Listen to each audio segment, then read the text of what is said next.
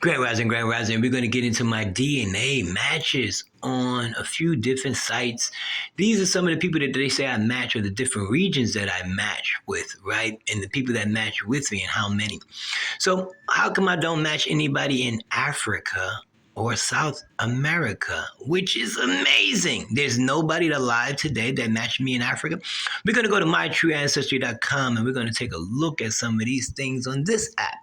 Appreciate the love. King Cooley. According to mytrueancestry.com, where you can also plug in your raw DNA from Ancestry or 23andMe or wherever, right? So now I put it in here, and this is according to them, right? Your royal ties, okay? King Cooley, blah, blah, blah. You have to upgrade and pay for the upgrades, but I choose to just use the free version and work it that way. So my DNA matches, ancient samples, and we'll see about the ancient samples of royal ancestral homes found here. Okay, so we're gonna explore the globe. You can zoom in on this globe, it's got the button. So we tap here. Where is that? Okay. Let's see what they say. It was the Goldston Palace. The Goldston Palace, also translated as the Gulistan Palace, and sometimes translated as the Rose Garden Palace, from Persian language, was built in the 16th century, renovated in the 18th century, and finally rebuilt in 1865. So that gives you a time frame, you feel me? This is the location of the map of Tehran. I believe that's Iran, present day. Let's get into the history. You see, 1524, around or about the dynasty. Later renovated by Karim in the Zan dynasty. See, here we go. So they're saying that my ancestors have DNA ties to this region. So let's see. We're going to continue on, okay?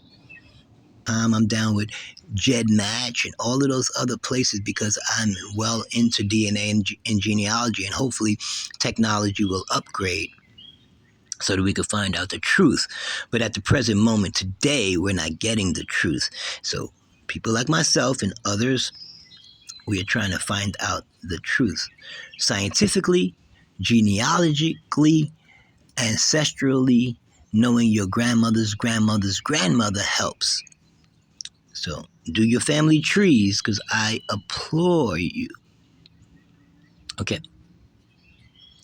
So they have new stuff here on this DNA app. See, you can upload your DNA. See, here. All right. Mine is already uploaded.